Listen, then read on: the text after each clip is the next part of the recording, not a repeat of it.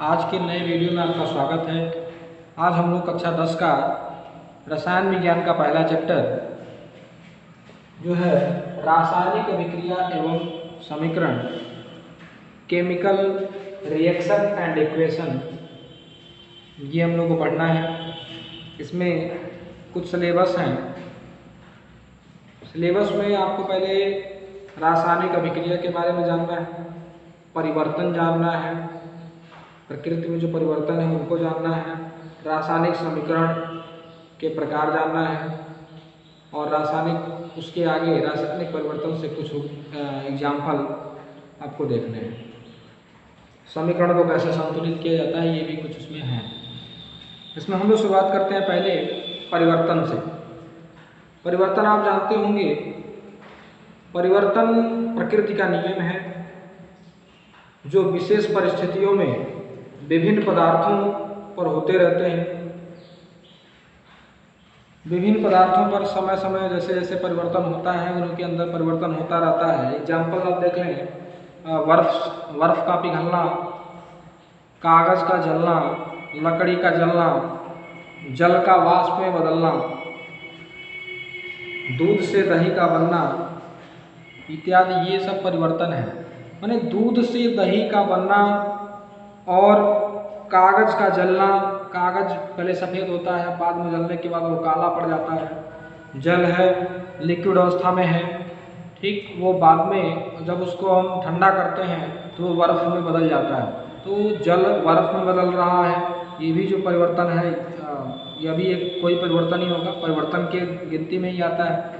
इन सभी परिवर्तनों को देख करके एक नया परिवर्तन, दो प्रकार के परिवर्तन बनाए गए। इसमें पहला परिवर्तन है भौतिक परिवर्तन और दूसरा रासायनिक परिवर्तन। नोट करते रहेंगे और पढ़ते रहेंगे। भौतिक परिवर्तन और दूसरा है रासायनिक परिवर्तन। रासायनिक परिवर्तन, ठीक है। भौतिक परिवर्तन में क्या होता है? वे परिवर्तन जिसमें पदार्थ का भौतिक गुण हमें इस परिवर्तन में भौतिक परिवर्तन देखा जाए, इसमें पदार्थ का भौतिक गुण का मतलब रंग, रूप, ठीक है, आकार, इनमें परिवर्तन होता है और ये परिवर्तन अस्थायी होते हैं। ऐसा नहीं कि वो रंग बदल गया तो फिर वो रंग उस मतलब पुनः वो रंग नहीं आएगा, उनका आकार बदल गया तो ऐसा नहीं है कि वो उस आकार में नहीं आ सकते। माने यह एक अस्थायी परिवर्तन होता है। तो इसकी परिभाषा ये हो जाएगी, वे परिवर्तन जिसमें पदार्थों का भौतिक गुण जैसे आकार, रंग, अवस्था, ताप इत्यादि अस्थायी रूप से बदल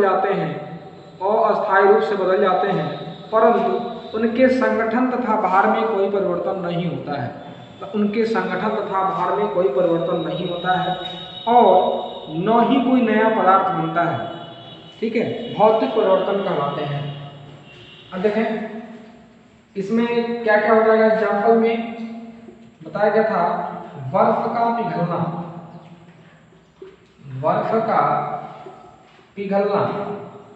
बर्फ पिघलेगा।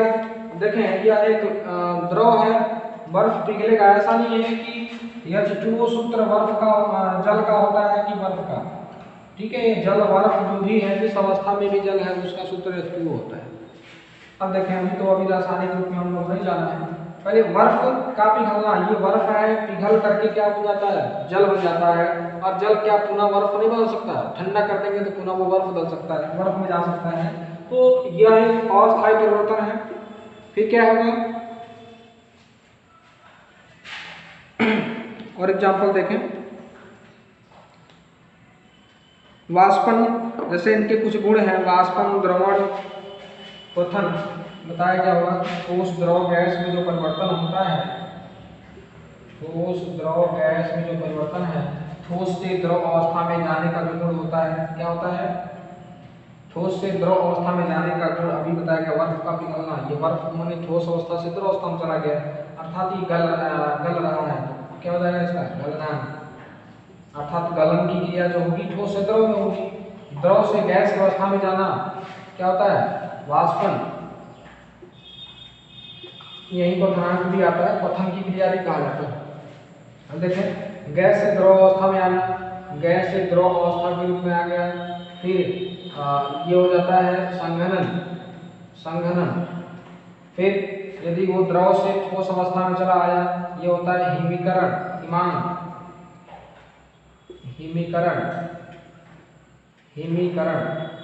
ठीक है, तो ठोस द्रव अवस्था में चला गया, द्रव गैस की अवस्था में चला गया, गैस पुनः द्रव अवस्था में आ गया, और फिर द्रव ठोस की अवस्था में चला गया।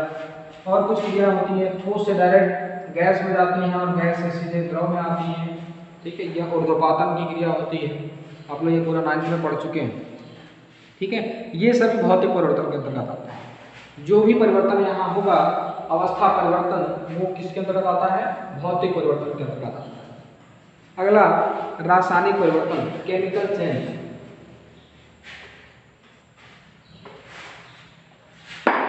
केमिकल चेंज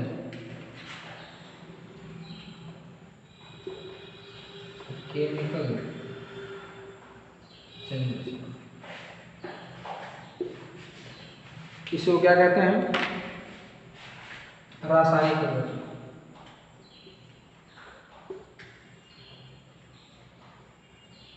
रासायनिक परिवर्तन, अब इसकी परिभाषा आप लिख लें। वे परिवर्तन जिनमें पदार्थ सदैव के लिए बदल जाता है, तथा नए पदार्थ के संगठन, भार तथा भौतिक और रासायनिक गुण सर्वथा भिन्न होते हैं, माने मूल पदार्थ से भिन्न होते हैं।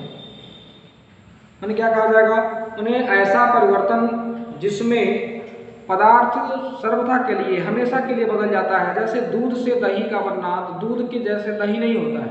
जैसे दूध आपका मूल पदार्थ है, उसके बाद उत्पाद बना, वो जो मूल पदार्थ है दूध के जैसे दही, दूध और दही में अंतर होता है। दूध आपका खट्टा नहीं लगता, लेकिन दही खट्टा लगता है। तो इसका पूरा का पूरा रासायनिक संगठन, फिजिकल और केमिकल प्रॉपर्टीज दोनों बदल जाते हैं। तो इस प्रकार के परिवर्तन को रासायनिक परिवर्तन कहा जाता है। इसको आप लोग अपनी भाषा में भी लिख सकते हैं, जैसे लिख लीजिए, वे परिवर्तन जिसमें पदार्थ सदैव के लिए बदलकर नए पदार्थों में परिवर्तित हो जाता है, तथा नए पदार्थों के संगठन, भार तथा भौतिक व रासायनिक गुण मूल पदार्थों से सर्वथा भिन्न होते हैं, रासायनिक परिवर्तन कहलाता है। एग्जाम्पल में दूध से दही का बनना, और क्या कहेंगे, कागज का जलना। माने ऐसा कोई भी पदार्थ जिसको आप क्या करें, उसमें कोई भी क्रिया आप करें, क्रिया के पश्चात जो मूल पदार्थ था, जो पहले पदार्थ था, उस पदार्थ से जो उत्पाद वाला पदार्थ है, जो क्रिया करने के पश्चात जो मिला, वो दोनों यदि डिफरेंट होते हैं तो वो रासायनिक परिवर्तन, यदि डिफरेंट नहीं होते हैं तो भौतिक परिवर्तन होता है। ठीक है, चलिए आगे हम देखते हैं इसका स्पष्टीकरण। पदार्थ का जलना क्या कहलाएगा, आप लोग खुद मतलब सोचें और उस पर विचार करें। और एक होमवर्क इसी के साथ, इसी में आप लोग भौतिक परिवर्तन और रासायनिक परिवर्तन का एक चार्ट बना करके अपनी कॉपी में लिख लेंगे। पदार्थ का जलना, कोई भी पदार्थ है यदि जल रहा है तो वो रासायनिक परिवर्तन होगा। लोहे में जंग लगना, लोहे में जंग लगने का मतलब है कि लोहा जल से क्रिया करके उसके ऊपर जो संक्षारक प्रवृत्ति आती है, जो उन्हें उसके ऊपर जंग लग जाता है, वो फेरिक ऑक्साइड का होता है। फेरिक ऑक्साइड का जो जंग लगता है फेरिक ऑक्साइड के रूप में, उससे उसका नुकसान होता है, माने क्षय होता है। तो जो जंग लग रहा है वो क्रिया के द्वारा हो रहा है, माने Fe पर H2O की क्रिया के द्वारा हो रहा है, इसलिए जंग का लगना क्या होगा, रासायनिक परिवर्तन होगा। किण्वन मतलब कोई वस्तु आप रखते हैं, जैसे गन्ने के रस को रखते हैं, या गन्ने को रस को ही आप ज़्यादा दिन तक रख देते हैं तो वो एसिटिक एसिड के रूप में परिवर्तित हो जाता है। ठीक है, तो वहाँ एसिटिक एसिड, जिसको आप लोग सिरका के रूप में जानते हैं, तो सिरका वहाँ उसका वो पहले जो गन्ना का रस होता है आप नॉर्मली पी सकते हैं, लेकिन सिरका को पीने में बहुत ज़्यादा खट्टा हो जाता है, तो वहाँ ये किण्वन की उसमें जो किण्वन होता है मैंने जो उसके अंदर जैविक किण्वन कह सकते हैं, जीवाणु कह सकते हैं, उसके अंदर रह के उसके स्वाद को बदल देते हैं। तो इस प्रकार ये किण्वन भी, कोई भी किण्वन होगा तो वो भी रासायनिक परिवर्तन के अंतर्गत आता है। दही और सिरके का बनना, माने दही बन जाए, सिरका बन जाए, ये माने दही बन गया, दूध से दही का बनना, गन्ने से सिरका का बनना, या सिरका और भी आप आम से भी सिरके बनाते हैं तो उसमें क्रिया करते हैं। तो यह सब क्या है? रासायनिक परिवर्तन है। भोजन का पचना, यह भी एक रासायनिक परिवर्तन है। पदार्थों का सड़ना, यह भी एक रासायनिक परिवर्तन है। तो इस प्रकार से रासायनिक परिवर्तन होते हैं। ठीक है, अब हम लोग ये देखने, मतलब ये तो जान गए कि रासायनिक परिवर्तन होते हैं, रासायनिक परिवर्तन कैसे होता है, भौतिक परिवर्तन कैसे होता है। इसके बाद आता है रासायनिक अभिक्रिया, माने कि बिना रासायनिक अभिक्रिया की कोई चीज़ सड़ेगी नहीं। जो भी अभी स्पष्टीकरण दिया गया, पदार्थ का जलना, लोहे का जंग लगना, किण्वन, ये सभी किसी न किसी रासायनिक अभिक्रिया के दौरान ही होते हैं। तो अब हम लोग को पढ़ना है रासायनिक अभिक्रिया क्या होता है।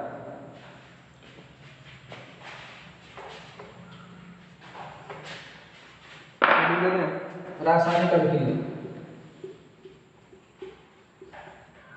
रासायनिक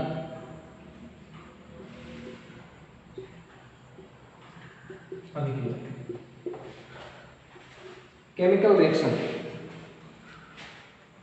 पदार्थ में रासायनिक परिवर्तन के समय होने वाली क्रिया को, मतलब अभी पढ़े कि रासायनिक परिवर्तन हुआ, भौतिक परिवर्तन हुआ, तो हम लोग रासायनिक अभिक्रिया को जाने तो रासायनिक परिवर्तन के दौरान जो भी क्रिया हो रही है वो सभी क्रियाएं रासायनिक अभिक्रिया के अंतर्गत आती हैं। तो रासायनिक परिवर्तन में के समय जो क्रिया हुई या जो कार्य हुआ वह रासायनिक अभिक्रिया कहलाता है। ठीक है, या एक और परिभाषा लिख लें, जब एक या एक से अधिक पदार्थ परस्पर अभिक्रिया करके एक नए पदार्थ बनाते हैं जिनके भौतिक व रासायनिक गुण मूल पदार्थ से सर्वथा भिन्न होते हैं, तो ऐसी अभिक्रियाएं रासायनिक अभिक्रियाएं कहलाती हैं।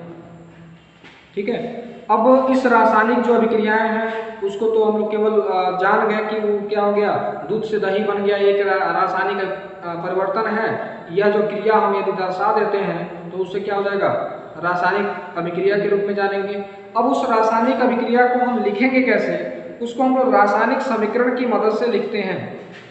तो देखते हैं रासायनिक समीकरण क्या होता है। रासायनिक अभिक्रिया तो जान गए कि कोई भी रासायनिक परिवर्तन होगा, जो जिस क्रिया के उसमें जो क्रिया होती है उसे रासायनिक अभिक्रिया कहते हैं। अब जो रासायनिक समीकरण है वो कैसे लिखा जाता है, या रासायनिक समीकरण किसे कहते हैं।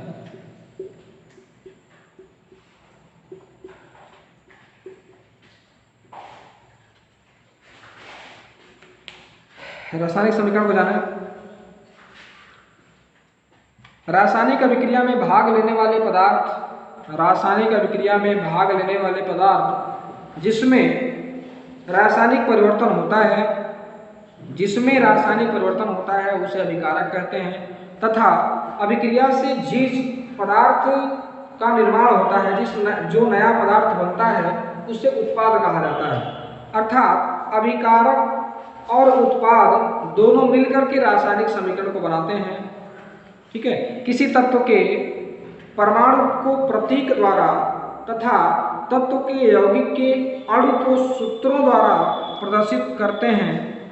उसी प्रकार रासायनिक समीकरण किसी रासायनिक परिवर्तन अथवा किसी रासायनिक अभिक्रिया का प्रतीकात्मक रूप है। मतलब रासायनिक समीकरण किसी रासायनिक परिवर्तन तथा रासायनिक अभिक्रिया का एक प्रतीकात्मक रूप है। मतलब उसमें जो भी तत्व भाग लिए हैं उसको हम उनके संकेत के रूप में उसमें लिख देते हैं। ठीक है, और उसी संकेत में यदि अभिक्रिया हो रही है तो अभिक्रिया में भाग लेने वाले पदार्थ जिसमें रासायनिक परिवर्तन होता है, माने यदि हम यहाँ ले लें अभिक्रिया कर लेते हैं, जैसे है Fe पर यदि O2 की क्रिया होगी, Fe है, यदि O2 की क्रिया होगी तो यहाँ बन जाता है Fe2O3, यहाँ क्या हो जाएगा 2, और और यहाँ हो जाएगा, और थोड़ा बढ़ाएंगे, यहाँ 4 करेंगे और यहाँ 3 करेंगे। अब हो जाता है, यह है लोहा और यह है ऑक्सीजन। अर्थात जब लोहे का दहन किया जाएगा, इनको हम कहते हैं अभिकारक। और आगे जो है ये होता है उत्पाद, या आप अपनी मर्जी से कह सकते हैं। अभी मतलब जो रासायनिक समीकरण लिखने की व्यवस्था है, अभिकारक और उत्पाद के बीच में एरो लगा करके हम प्रदर्शित करते हैं, तीर लगा के प्रदर्शित करते हैं। अभी बताएंगे कैसे कैसे इनको लिखना है। तो रासायनिक समीकरण किसे कहते हैं? मतलब रासायनिक अभिक्रिया को क्या करते हैं, रासायनिक अभिक्रिया जो भी है उनको सूत्रों द्वारा प्रदर्शित करने की क्रिया को हम रासायनिक समीकरण कह सकते हैं। रासायनिक अभिक्रिया में होने वाले परिवर्तन को क्या करें हम, प्रतीकात्मक रूप में व्यक्त कर दें, संकेत के रूप में रख दें, उसी को कहा जाता है रासायनिक समीकरण। अब एक और अभिक्रिया देखें, AgNO3 Mg रखें, Mg प्लस O2 ये बन जाता है मैग्नीशियम ऑक्साइड।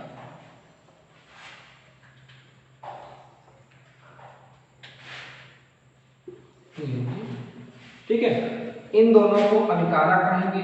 अर्थात जो एरो लगा हुआ है, ये जो तीर लगा हुआ है, उसके बाएं तरफ जो उपस्थित पदार्थ है उनको हम अभिकारक कहते हैं, और दाएं तरफ जो है उसको उत्पाद कहा जाता है। ठीक है, अब अगला हेडिंग दे दें, रासायनिक समीकरण लिखने की विधि। रासायनिक समीकरण कैसे लिखा जाता है, उनकी विधि जानना है। तो रासायनिक समीकरण जाने, रासायनिक समीकरण लिखने की विधि क्या होती है। देखें, रासायनिक समीकरण हेडिंग दे दें, रासायनिक समीकरण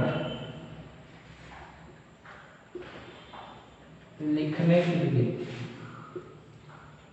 ये विधि हमेशा काम आएगा, इंटर में रहे, हाई स्कूल में रहे, बीएससी में रहे, एमएससी में रहे, हर जगह ये विधि काम आती है। ऐसा नहीं कि ये विधि 9th के लिए है, 10th के लिए आगे चल के बदल जाएगा, ऐसा नहीं है। तो इसमें 4 नियम होते हैं। पहला नियम ये कि जो अभिकारक है, मतलब जो भी अभिकारक शब्द अभी आया कि जिस पर अभिक्रिया होती है, अर्थात जिस पदार्थ पर रासायनिक परिवर्तन होता है उसे अभिकारक कहते हैं। और अभिकारक के बाद माने अभिक्रिया के बाद, रासायनिक परिवर्तन के बाद कुछ नए पदार्थ बनते हैं, और उस नए पदार्थ को हम लोग क्या कहते हैं, उत्पाद कहते हैं। तो जो अभिकारक हैं उनको सदैव बाएं तरफ रखा जाता है। अभिकारक को सदैव बाएं तरफ रखा जाता है, बाएं तरफ रखा जाता है। क्लियर?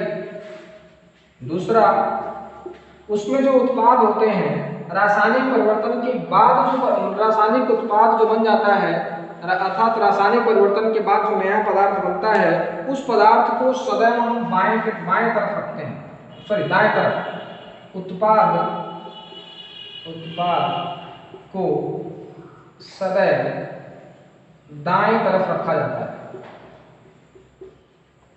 दाएं तरफ रखिए। तीसरा नियम इसी से संबंधित, अभिकारक और उत्पाद के बीच में एरो या बराबर का चिन्ह लगा करके लिखा जाता है। अभिकारक इधर लिख दिए, अब बाएं तरफ इसके अनुसार, दाएं तरफ क्या लिख दिए, उत्पाद लिख दिए, और इन दोनों के बीच में एरो का चिन्ह लगा दें या इक्वल टू का साइन लगा करके रासायनिक समीकरण रखा जाता है।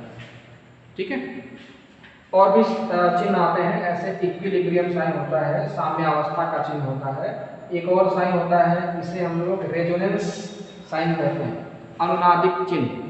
ठीक है, ये होता है उत्क्रमणीय, ये इक्वल टू है माने ये नॉर्मल सामान्यतः इसी के साथ साथ यूज होता है। ये होता है उत्क्रमणीय, ये अनुत्क्रमणीय, और ये रेजोनेंसिक साइन है, माने जो जब रेजोनेंस दिखाते हैं एक तत्व से दूसरे तत्व में बदलता है, ठीक है, उस समय आप रेजोनेंस के रूप में पढ़ेंगे, अनुनादिक के रूप में पढ़ेंगे, ये 11 में आता है। तो दो नियम, पहला नियम अभिकारक को हमेशा बाएं तरफ लिखते हैं, दूसरा उत्पाद को हम सदैव दाएं तरफ रखते हैं, और अभिकारक और उत्पाद के बीच में हमेशा एक एरो का चिन्ह लगा देते हैं। अब देखिए जो अगला नियम है वो थोड़ा अच्छा है, याद करने वाला है। ये तो आप वैसे ही याद कर लेंगे, लेकिन जो चौथा नियम है वो है द्रव्य की अविनाशिता का नियम। कि अविनाशिता का नियम,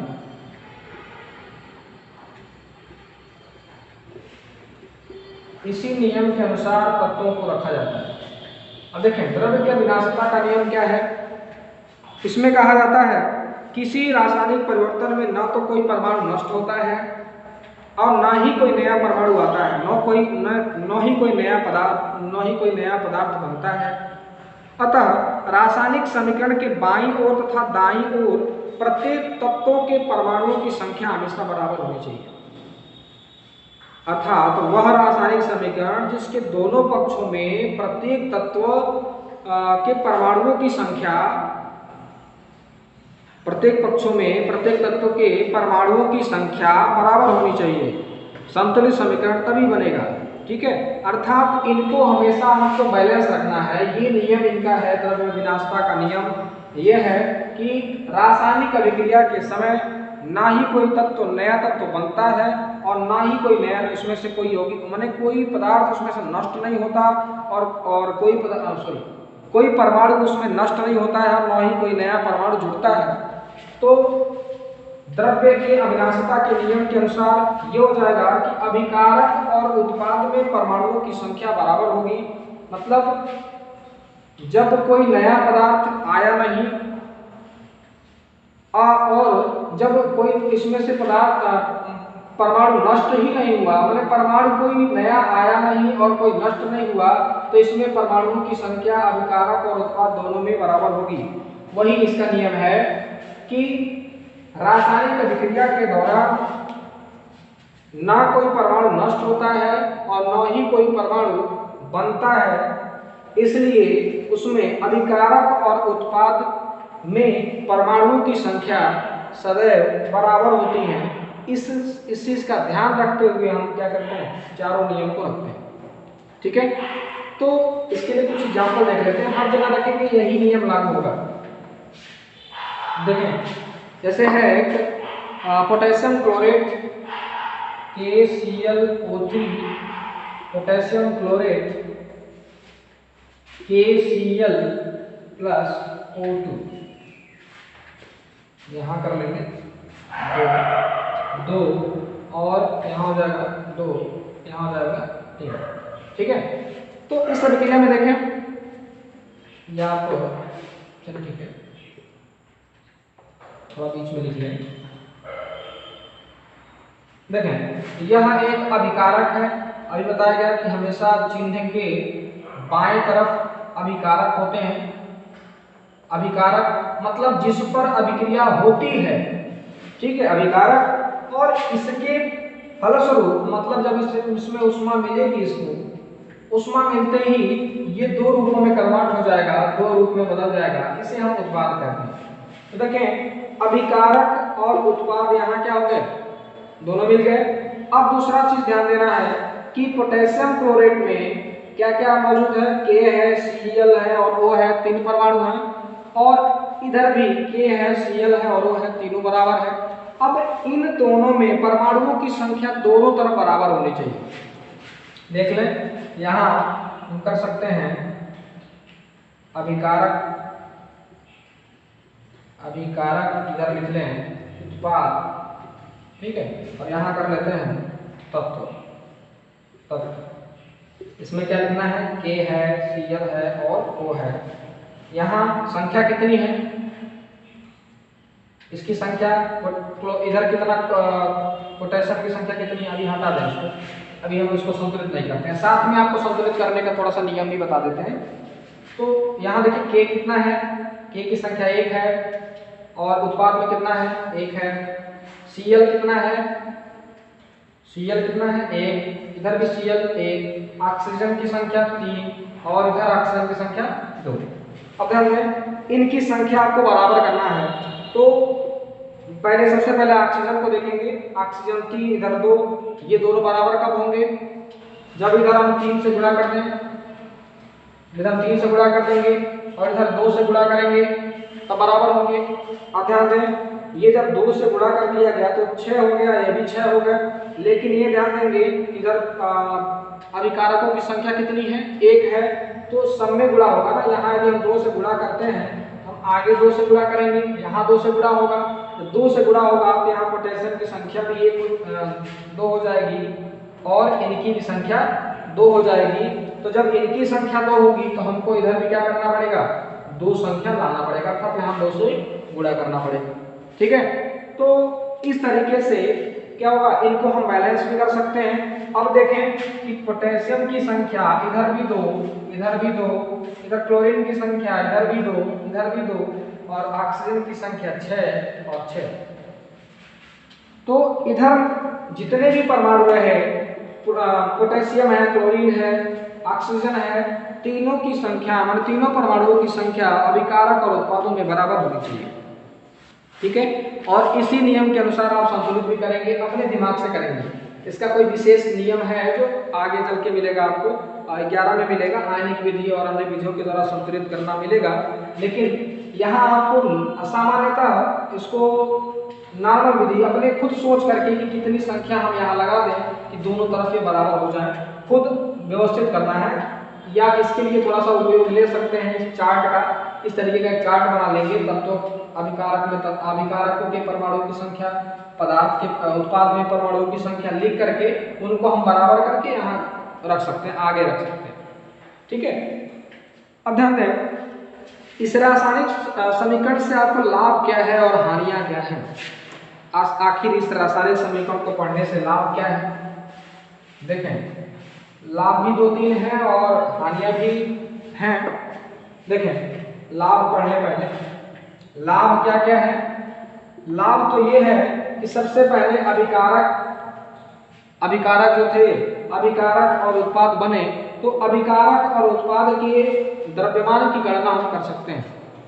यहाँ से जो अभिकारक हुए, जब अभिकारक 2 रूपों में टूट जाता है तो वहाँ इनके मदद से हम उनका पोटेशियम क्लोराइड है, इनके भार की गणना, ऑक्सीजन के भार की गणना कर सकते हैं कि मतलब इतने अभिकारक में पोटेशियम क्लोराइड और ऑक्सीजन दोनों को हम डिफरेंट माने यहाँ इनके द्रव्यमान की गणना की जा सकती है। ठीक, पहला क्या होगा, द्रव्यमान की गणना कर सकते हैं। अगला, मोलों की संख्या निकाल सकते हैं। मोलों की संख्या को हम बता सकते हैं, अर्थात यहाँ 2 पोटेशियम क्लोरेट लगे तो 2 KCl और 1 ऑक्सीजन निकला, मतलब 2 मोल ये हैं, 2 मोल ये और 1 मोल ये, मतलब 2 मोल पोटेशियम क्लोरेट यदि मिले तो 2 मोल पोटेशियम क्लोराइड और 1 मोल ऑक्सीजन मिला।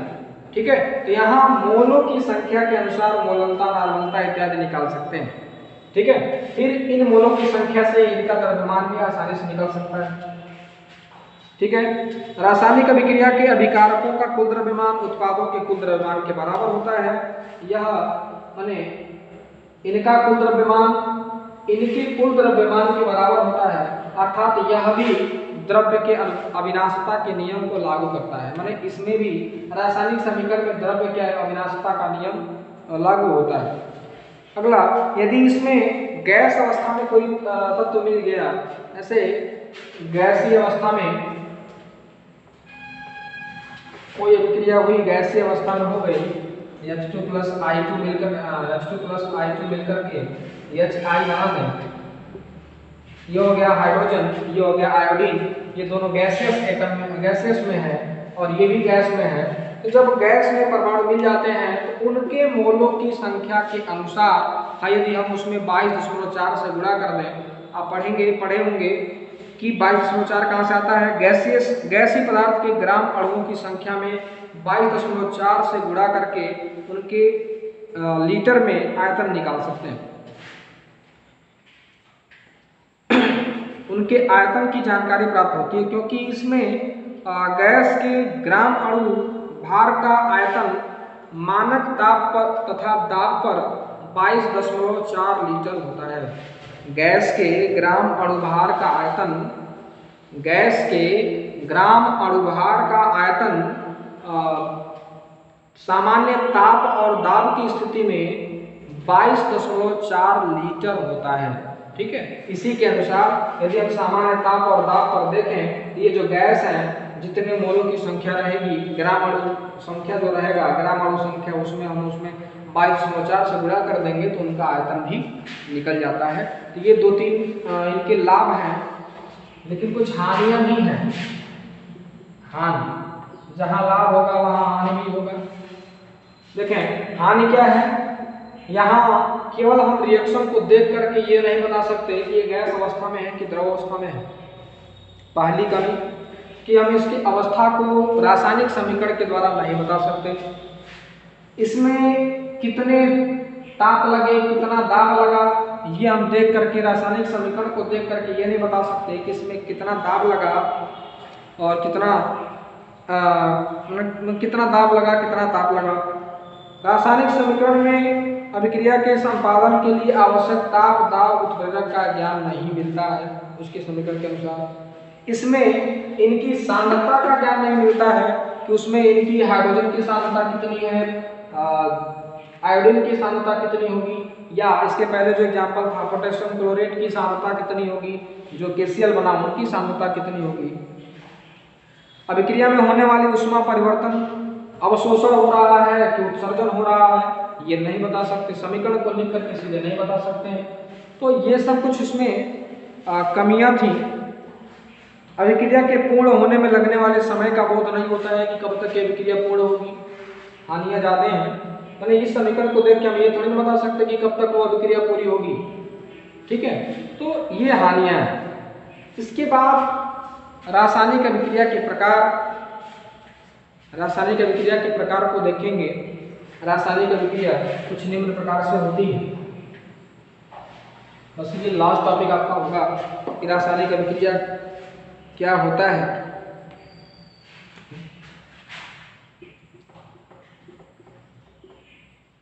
रासायनिक अभिक्रिया पढ़ चुके हैं, तो रासायनिक अभिक्रिया के प्रकार, रासायनिक अभिक्रिया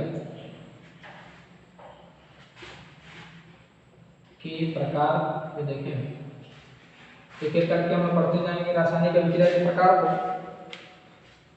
जिसमें हम पहला पढ़ेंगे संयोजन, या पहला संयोजन या योगात्मक अभिक्रिया।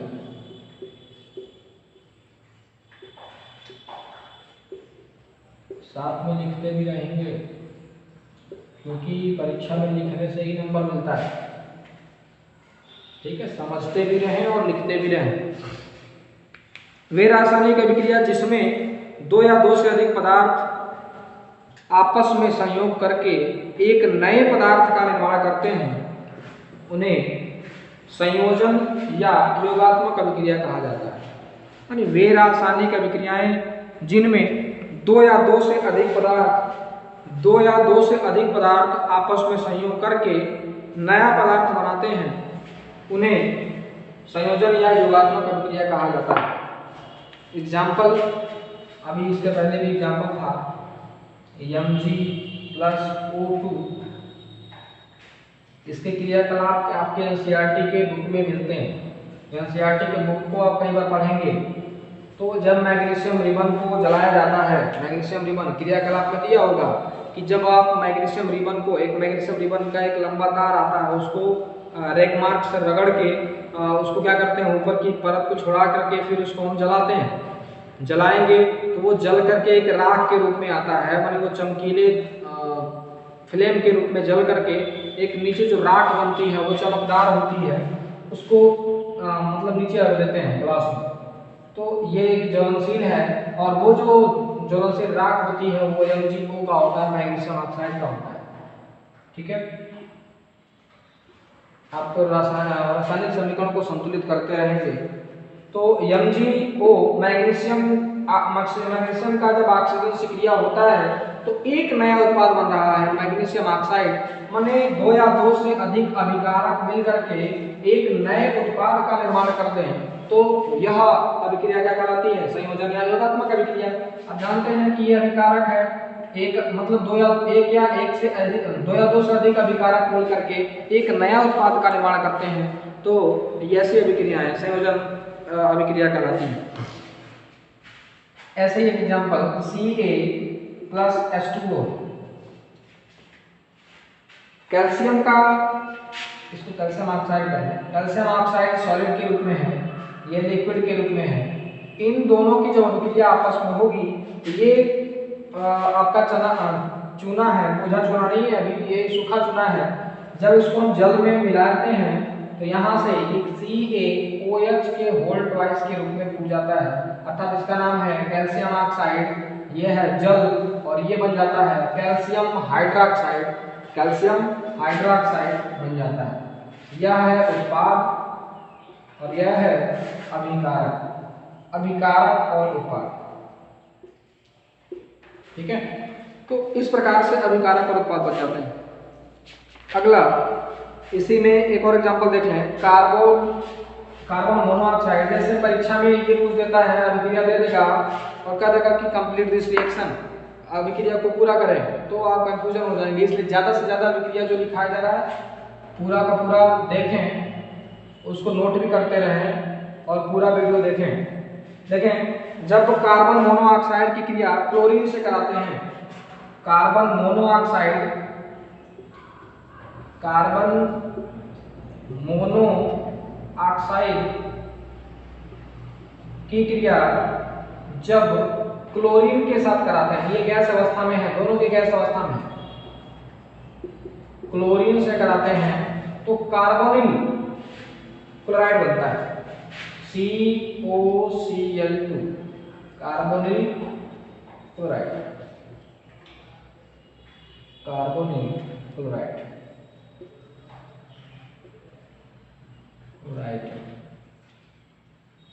Carbon chloride. ठीक है, तो जब कार्बन मोनोऑक्साइड, यहाँ भी अभिकारकों की संख्या 2 है, उत्पाद की संख्या 1 है, अर्थात ये कभी भी रिएक्शन योगात्मक अभिक्रिया पहचान में आ जाते हैं। आप ये जान लें कि A plus B arrow C इस रूप में हमेशा मिलेंगे आपको, या A plus B plus C arrow D इस रूप में हमेशा मिलेंगे। मतलब अभिकारक 1 या 1 से अधिक हो सकते हैं, 2 या 2 से अधिक भी हो सकते हैं, लेकिन वहाँ उत्पाद की संख्या हमेशा 1 होगी। तो इस तरीके से आप पहचान लेंगे कि वहाँ क्या होगा, योगात्मक अभिक्रिया होगा। एक और रिएक्शन लेना है, जब हम लोहे पर ऑक्सीजन की क्रिया कराते हैं, या फिर जब O से क्रिया करता है या सल्फर से क्रिया करता है, वो आप लिख चुके हैं पहले, सल्फर से क्रिया करेगा वो बना देता है FeS, फेरस सल्फाइड। तो ये है लोहा, जानते हैं, फेरस, ये है सल्फर, और ये दोनों, इसको गंधक भी कहते हैं। जब लोहा और गंधक आपस में मिलाएंगे तो फेरस सल्फेट बनता है, फेरस सल्फाइड, फेरस सल्फाइड, ये चीजें FeS, फेरस सल्फाइड। ठीक है, एक और प्रचलित रिएक्शन, इसका प्रचलन ज्यादा है इस रिएक्शन का, अमोनिया गैस जानते होंगे, NH3 की क्रिया यदि हम Cl2 से करा दें, ये बन जाता है, सॉरी HCl से करा दें तो बन जाता है NH4Cl, 9 सादर NH4Cl। ये है अमोनिया, नाम जरूर याद करते रहेंगे, अमोनिया हाइड्रोजन क्लोराइड या हाइड्रोक्लोराइड, हाइड्रोक्लोराइड। देखें, इसको हाइड्रोक्लोराइड भी बोला जाता है, हाइड्रोक्लोरिक अम्ल भी बोला जाता है। ठीक है, तो इससे कंफ्यूजन में ना आए कि हाइड्रोजन क्लोराइड अलग होता है, हाइड्रोक्लोराइड अलग होता है, हाइड्रोक्लोरिक अम्ल अलग होता है, ये तीनों एक ही है। यहाँ बन जाता है नौसादर या ammonium chloride, ammonium chloride, ammonium chloride. ठीक है, तो अमोनिया हाइड्रोक्लोराइड से क्रिया करके या हाइड्रोक्लोरिक अम्ल से क्रिया करके नौसादर, इसी का दूसरा नाम है नौसादर या अमोनियम क्लोराइड बनता है। ठीक है, इस प्रकार से ये रहा आपका रासायनिक अभिक्रिया के प्रकार का पहला योगात्मक अभिक्रिया। बाकी अन्य जो प्रकार हैं, अपघटन, वियोजन, ये हम नेक्स्ट वीडियो में लेके आएंगे। धन्यवाद।